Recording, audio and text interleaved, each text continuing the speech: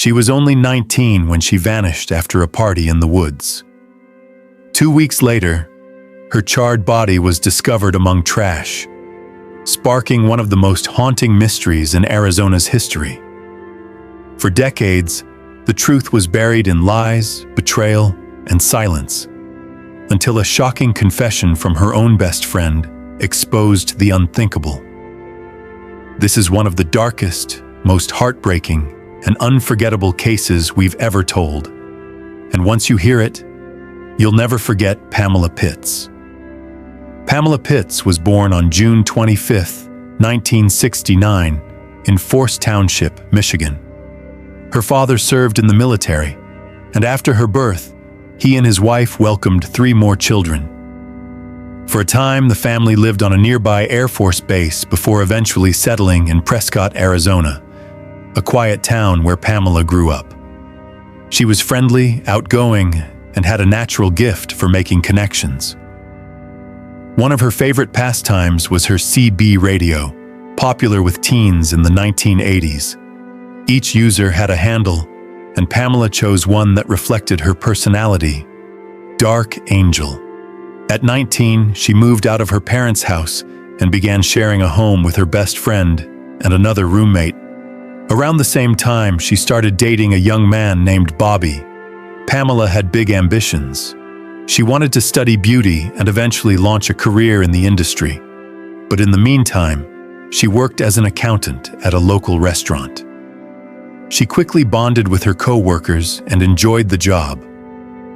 On September 14, 1988, Pamela visited her parents. That evening, they discussed weekend plans. She intended to come over that Saturday, spend time with them, and do laundry. But when Saturday arrived, she never showed up. By Sunday, there was still no word from her. Her parents assumed her schedule had changed, but her absence grew harder to explain when her roommate, Shelley, called Pamela's father, Paul, to ask if she was with them.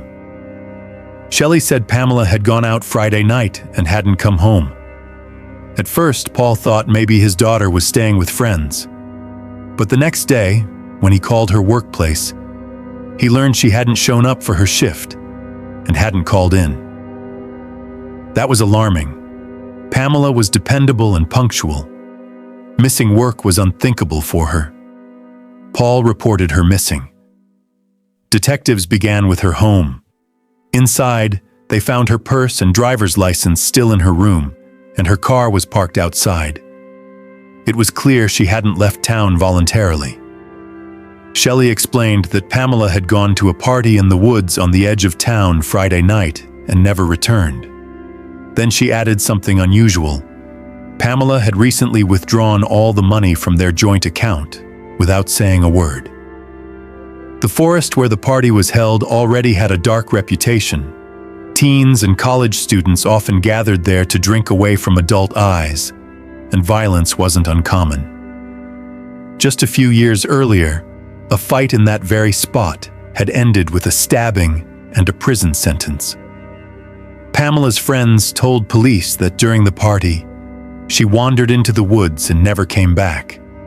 They assumed she had left on her own.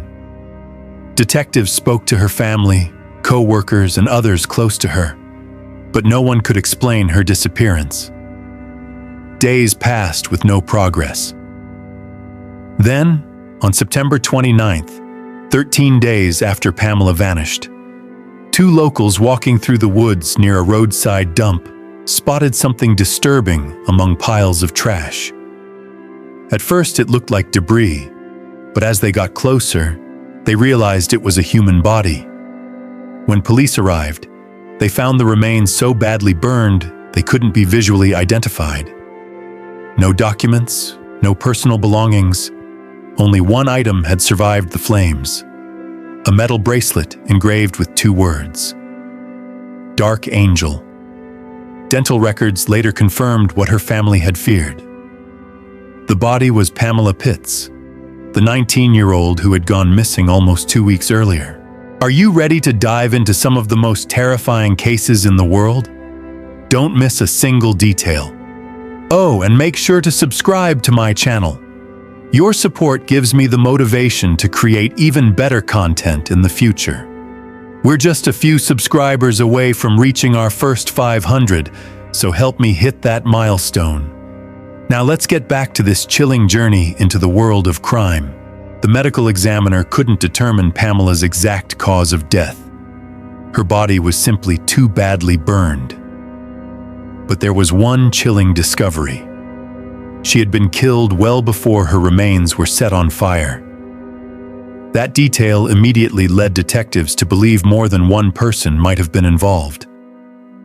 Whoever did this had not only carried out the murder, but also hidden the body for days, possibly weeks, before returning to burn it and dump it at a roadside landfill. It was a complicated crime, one that didn't look like the work of a single person. With the case now officially classified as homicide, investigators began the painstaking process of eliminating suspects. Their first focus was Pamela's boyfriend, Bobby. He told detectives that the last time he saw her was at the party in the woods on the night she disappeared.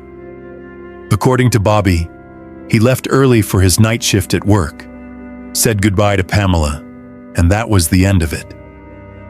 His alibi checked out, and co-workers confirmed he was on the job that night. Detectives ruled him out and moved on. Next, they turned to Pamela's two roommates. Both confirmed she never came home that evening. But when detectives dug deeper, the stories didn't line up so neatly. Jeremy, the first roommate, said he'd been at a football game and spent the rest of the night with friends, an alibi that held up. Shelley, however, told a far stranger story. She said she finished work late, met her boyfriend Raymond, and went to a friend's house. From there, the couple returned to his place sometime after 3 a.m. Shelley claimed she couldn't sleep, so she drove aimlessly around the city until 7 a.m. That timeline immediately raised eyebrows. When detectives asked Raymond to confirm it, he said something very different. He remembered getting home closer to 11:30 p.m., not 3 a.m. Confronted with the discrepancy, Raymond shrugged it off, saying it had been more than 2 weeks and he couldn't recall the exact time. He agreed to a polygraph test and passed without issue. For now, investigators gave him the benefit of the doubt, but Shelley's late-night drive still seemed suspicious. Shelley also told police something else worth noting. In the weeks before she disappeared, Pamela had been struggling financially. She was having trouble covering rent and had even mentioned moving back in with her parents. Coupled with the fact that she emptied the joint bank account just before vanishing, detectives began to wonder whether money had played some role in her death. But then came a lead that sent the investigation in a darker direction. One of Pamela's friends reported that a man in town had been openly bragging about killing her. According to the witness, the man claimed to be a Satanist, boasting that he attacked Pamela with an ice pick and carried out a ritual sacrifice. Police tracked the man down and questioned him, but he flatly denied any involvement. More importantly, the story didn't line up with the evidence. Pamela's remains showed no injuries consistent with an ice pick, and the talk of rituals seemed more like fantasy than fact. Detectives concluded it was nothing more than someone trying to insert himself into the case. Not long after, detectives got another lead. A witness from the party mentioned a young woman named Melinda, someone with a reputation for starting fights and a temper that could flare in an instant. According to him, she and Pamela had clashed that night, and the argument ended with Melinda physically attacking her. Investigators wasted no time bringing Melinda in for questioning. She flatly denied the story, claiming she hadn't even been at the party. Detectives pressed her, but she stuck to her version, saying she'd spent the night at a local hotel with a small-town band. The problem? No one could verify her alibi. Meanwhile, multiple witnesses insisted they had seen her at the party. The conflicting accounts were enough to push the case further. Prosecutors arranged a formal sworn hearing where Melinda once again denied everything. With more and more witnesses contradicting her, detectives finally charged her, not with murder, but with perjury. 4 months later, she was arrested, but the case against her quickly unraveled. With no physical evidence linking her to Pamela's death, prosecutors had no choice but to drop the charges. After serving just 10 months behind bars, Melinda was released. Almost immediately, she left the state and never came back. From there, Pamela's case stalled. Without new evidence, it went cold. For years, it seemed like answers would never come. Then, in May 1991, everything changed. A group of students exploring an abandoned mine outside Prescott stumbled upon a grisly scene. At the bottom, wrapped in the lining of a waterbed, was the body of a man. Based on decomposition, he had been there for weeks. Medical examiners identified him as 29-year-old Raymond Clerks, Shelley's boyfriend. Shelley, of course, had been Pamela's roommate at the time of her disappearance. The cause of death was a single gunshot wound to the head. For detectives, the discovery raised an immediate question. Was Raymond's murder connected to Pamela's unsolved case? Looking into Raymond's last days, investigators learned that his family had been trying to reach him for weeks. Shelley told them he had gone out of town on business and hadn't come back. That explanation held up until Raymond missed a family wedding. That was when his relatives realized something was very wrong. Detectives went straight to Shelley. She claimed she knew nothing about his disappearance and said she was as worried as anyone else. But while speaking with her inside the house, officers noticed something troubling. Faint, dried bloodstains leading toward the garage. They followed the trail and found her car. As soon as they got close, the smell hit them. An overpowering odor of decomposition coming from the trunk. Inside, the lining was soaked with blood, later confirmed to be Raymond's.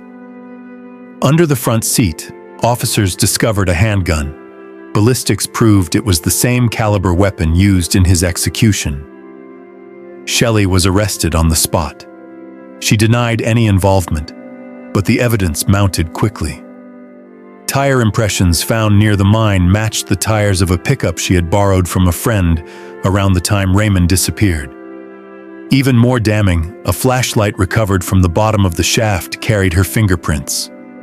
For detectives, it was a breakthrough, one that not only exposed Raymond's killer, but also cast new suspicion on Shelley's role in Pamela's unsolved murder. Despite the overwhelming evidence against her, Shelley refused to confess. For nearly 2 years, she held firm while prosecutors quietly built their case. Just before the trial was set to begin, she finally broke. Sitting across from detectives, Shelley agreed to explain what had really happened to Raymond. According to her, she and Raymond had been together for several years. During that time, he had been working toward his dream of becoming a commercial pilot. When he finally earned his license, Raymond announced plans to move to California for a job opportunity and made it clear Shelley wasn't part of that plan. He wanted to end the relationship, and he intended to take their dogs with him. Shelley claimed their final confrontation happened while the two were out of town, lying on the roof of a car watching planes overhead. Heartbroken and desperate, she said she pulled out a gun and shot Raymond in the head. But detectives didn't buy it. Forensics told a very different story. Evidence showed Raymond had been killed inside their home, not in some remote location. Investigators believed his body was kept in the trunk of Shelley's car for nearly 2 weeks before she borrowed a friend's pickup truck, moved him again, and finally dumped him in the abandoned mine. There was something else that troubled them. The scope of the cleanup, the transport, and the disposal seemed like more than one person could manage alone. Detectives suspected Shelley had help, but she refused to name anyone else. Sticking to her story, she shouldered the blame entirely. Ultimately, she was sentenced to 20 years in prison without the possibility of parole. For detectives who had never stopped thinking about Pamela's case, the connection was impossible to ignore. If Shelley was capable of killing Raymond, could she have been involved in Pamela's murder too? It was a haunting possibility. But without hard evidence linking her to the crime, all they had were suspicions, and Pamela's case went cold once again. In the aftermath, Raymond's father stepped in to support Pamela's grieving family. He offered a $10,000 reward for information that might break the case, while detectives publicly promised full immunity to anyone who had helped cover up the crime, if they came forward. No one ever did. For years, investigators kept circling back, hoping to find that missing piece of the puzzle. But every lead collapsed into another dead end. And then, after serving 2 decades behind bars, Shelley walked free in 2011. She moved to a small town in Nevada, found work as an accountant, and eventually married. Neighbors described her as warm, upbeat, and friendly. On the surface, it seemed like she had built a quiet, ordinary life. But for investigators, the suspicion never went away. They remained convinced she had gotten away with at least one murder, and possibly 2. By the time Pamela's case was reopened, a new detective had taken charge. Determined to leave no stone unturned, he went back to the very beginning, combing through every interview and piece of evidence. What he found raised troubling questions about Shelley. Several witnesses recalled that on the night Pamela vanished, Shelley had been driving around town searching for her. When friends asked what she was doing, she allegedly told them outright that she was going to kill Pamela. Others remembered Shelley bragging that she knew how to get away with murder, claiming the trick was to make someone disappear for a few weeks, then burn the body or hide it in a mine shaft. It all sounded damning, but hearsay wasn't enough to hold up in court. So investigators turned to another resource, the prison where Shelley had served time for Raymond's murder. In the US, most facilities record inmate phone calls, and when detectives sifted through hours of tapes, they finally found something incriminating. In one call, shortly after Shelley was questioned about Pamela's case, her father asked if she was worried about being arrested once she got out. Without hesitation, Shelley admitted there was one big thing that could land her back in prison. She never explained further, but to detectives, the implication was clear. Armed with the recording, investigators went to the prosecutor, who agreed it was enough to move forward. On June 4, 2017, Shelley, now 50 years old, was arrested for the murder of Pamela Pitts. But the prosecution faced a serious challenge. There was no physical evidence tying Shelley to the crime. Her defense team moved quickly to block any mention of Raymond's murder, arguing it was irrelevant. Prosecutors insisted the parallels were too strong to ignore. Both victims had lived with Shelley. Both had disappeared under suspicious circumstances, and both ended up dead. Still, the judge sided with the defense. The jury would never hear about Raymond. That ruling gutted the case. Key witnesses had either died or no longer remembered details clearly, and without a cause of death established for Pamela, Shell's attorneys argued it could have been an accident or even natural causes. Preparing the case dragged on for 4 years. Eventually, prosecutors made a controversial decision. They offered Shelley a plea deal. If she admitted to killing Pamela, the years she'd already served for Raymond would be credited toward her sentence, and she would walk free immediately. Pamela's parents hated the idea, but after decades of uncertainty, they agreed. The risk of an acquittal was simply too great. In March 2021, Shelley accepted the deal and finally confessed. She and Pamela had been best friends and roommates, struggling to make ends meet. When Pamela told her she planned to move back in with her parents, and worse, emptied their shared bank account, Shelley snapped. That night, she tracked Pamela down at a party in the woods. The two stepped away from the crowd, and Shelley attacked, striking Pamela until she stopped breathing. She admitted she laughed and spoke out loud whenever someone passed nearby, pretending nothing was wrong. To her, Pamela's decision to leave felt like a betrayal. The rage, she said, overwhelmed her. She even compared the spiral of emotions to what drove her to kill Raymond years later, when he told her he was moving to California without her. But detectives doubted her story. They believed someone helped Shelley move Pamela's body and burn it, possibly Melinda, the woman who had argued with Pamela that same night. Still, Shelley never named anyone else, and the deal required no further details. Immediately after her confession, Shelley was released and returned to Nevada, where she resumed her quiet life with her husband. Pamela's case was officially closed. For Pamela's parents, it was closure, but a bitter one. They knew Shelley had confessed, but they doubted they'd ever hear the full truth. Even the financial dispute Shelley described remained murky. Had Pamela really drained their joint account, or had she only taken her own share?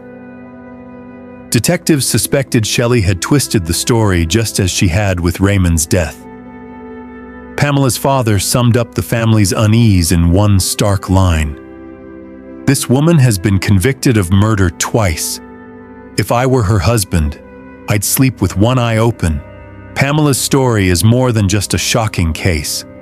It's a heartbreaking reminder that danger can sometimes come from the people we trust the most. For years, her killer lived freely, even close to her family, while the truth remained hidden.